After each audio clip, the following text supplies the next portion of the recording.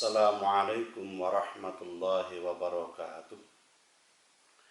Bahwa di dalam Al-Quran terdapat satu surat yang sangat penting dan umumnya diletakkan pada surat yang pertama, dan juga dalam penulisan berbagai mushaf Al-Quran diletakkan juga di urutan yang pertama.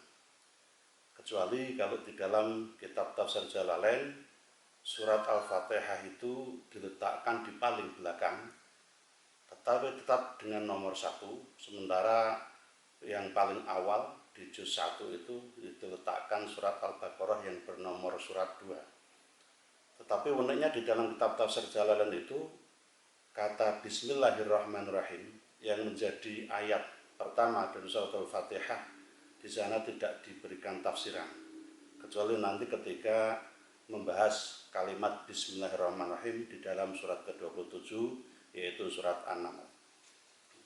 Suratul Fatihah atau pembuka di dalam tafsir Al-Ibris diartikan Bismillahi kelawan keluhuran Allah, Ar-Rahmani kang moho welas, Ar-Rahimi tur moho asih. Surat Fatihah ini adalah surat yang tergolong Makkiyah, yaitu diturunkan di Makkah sebelum Nabi hijrah ke Madinah.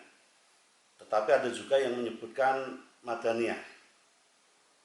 Dan memang surat Fatihah ini unik karena pertama kali turun di Makkah dengan tanpa basmalah, dan kemudian turun lengkap di Madinah itu sudah disertai dengan basmalah. Sehingga para ulama berbeda pendapat apakah basmalah itu termasuk ayat pertama dari Fatihah atau bukan. Tapi jumhur ulama dan ahli qiraat kebanyakan menganggap bahwa Bismillahirrahmanirrahim termasuk ayat pertama dari 7 ayat di dalam surat Al-Fatihah. Fatihah sendiri artinya pembukaan atau pembuka. Maka bisa dibilang suratul Fatihah ini adalah muqaddimatul Quran. Dia adalah muqaddimah atau pendahuluan dari Al-Quran di samping pembukaan tadi. Surat ini juga selain disebut Fatihah, dia juga disebut sebagai Ummul Kitab, induknya kitab.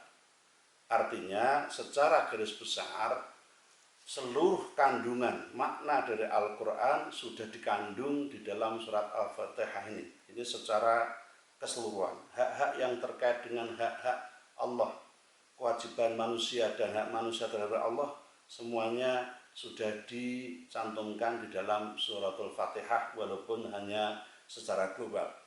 Sehingga bisa kita katakan suratul Fatihah itu juga mukhtasarul Quran atau ikhtisar dari keseluruhan Al-Quran ini. Nah, di dalam surat Al-Fatihah itu, maka bisa dikatakan karena itu ibunya Al-Quran, ibunya Alkitab, ibunya kitab, maka seluruh isi Al-Quran itu semuanya sudah terkumpul, semua sudah terkumpul di situ secara garis besar. Sehingga ketika orang itu mempelajari makna-makna Al-Fatihah secara menyeluruh, insya Allah dia sudah mendapatkan gambaran yang utuh tentang garis besar isi daripada Al-Quran. Surat Al-Fatihah juga disebut sebagai Sab'ul Mathani, 7 ayat yang berulang-ulang. Tentu saja berulang-ulang ini dalam pembacaannya, baik itu pembacaan di dalam sholat yang sehari semalam itu 11 rakaat itu, maupun pengulang-ulangan di dalam berbagai keadaan dari yang menganggap disunahkan atau harus membaca suratul Fatihah ini tadi. Dan memang suratul Fatihah menjadi unik karena bagi terutama misalnya masyarakat Muslim Nusantara, Fatihah itu pembacanya menjadi beraneka ragam, bukan hanya ketika membaca Al-Quran, setiap akan membaca Al-Quran, setiap dalam atas atau budaya seperti kenduri dan sebagainya, tidak ketinggalan Al-Fatihah selalu dibaca ini. Unik kalimat dari ayat pertama surat Al-Fatihah, yaitu kalimat Bismillahirrahmanirrahim, Karena Bismillahirrahmanirrahim itu sejak kata pertama sampai kata terakhir keseluruhannya adalah berbicara tentang Allah. Makanya misalnya kita membacanya diputus pun insya Allah tidak mengapa, dalam arti ini bukan pembacaan Al-Quran tetapi pembacaan sebagai zikir atau wirid. Misalnya Bismillahirrahmanirrahim tidak dilengkapi Ar-Rahim, bisa saja. Karena dalam kalimat Bismillahirrahmanirrahim juga sudah terkandung sifat Ar-Rahim. Bahkan sebagian masyarakat cukup membaca dengan Bismillah, begitu saja. Nah, kalau di dalam konteks harfiah oleh para ulama, terutama ulama tasawuf, inti dari Bismillahirrahmanirrahim itu di dalam kalimat Bismillah. Kemudian karena Allah itu juga ungkapan dari salah satu asmanya, maka bisa menjadi bismi. Nah, kemudian dari kalimat Bismillahirrahmanirrahim itu secara keseluruhan itu semuanya disimbolkan dalam huruf ba yang menjadi awal dari ayat Bismillahirrahmanirrahim. Nah, jadi bi itu bisa mewakili keseluruhan konteks dari kalimat Bismillahirrahmanirrahim dan juga keseluruhan isi Fatihah. Dengan demikian juga mengandung semua keseluruhan isi dari Al-Quran dalam konteks intinya.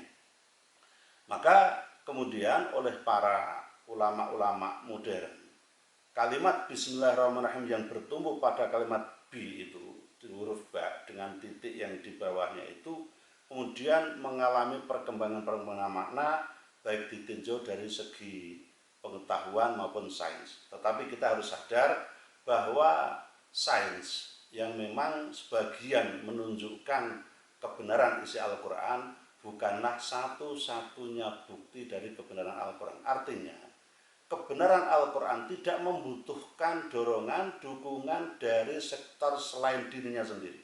Al-Quran itu sudah benar. Kalaupun kemudian sains mampu membuktikan tentang berbagai ayat dari Al-Quran, maka itu hanyalah sebagian dari fenomena kebenaran Al-Quran. Kebenaran Al-Quran tidak terletak pada sains, tidak terletak pada ilmu-ilmu yang lain, tetapi kebenaran Al-Quran itu terletak pada dirinya sendiri.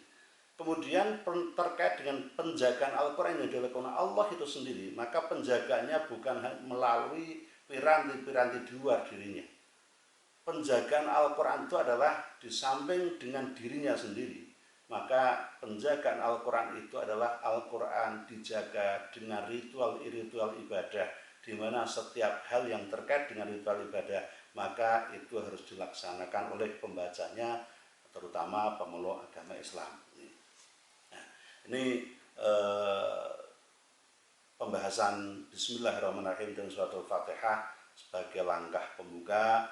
Nah, setelah ini kita bisa membahas apa yang terkandung di dalam kalimat Bismillahirrahmanirrahim dan juga apa yang terkandung di dalam inti dari kalimat itu yang diletakkan di dalam huruf ba, yaitu pada Bismillahirrahmanirrahim. Demikian, semoga bermanfaat. Assalamualaikum warahmatullahi wabarakatuh.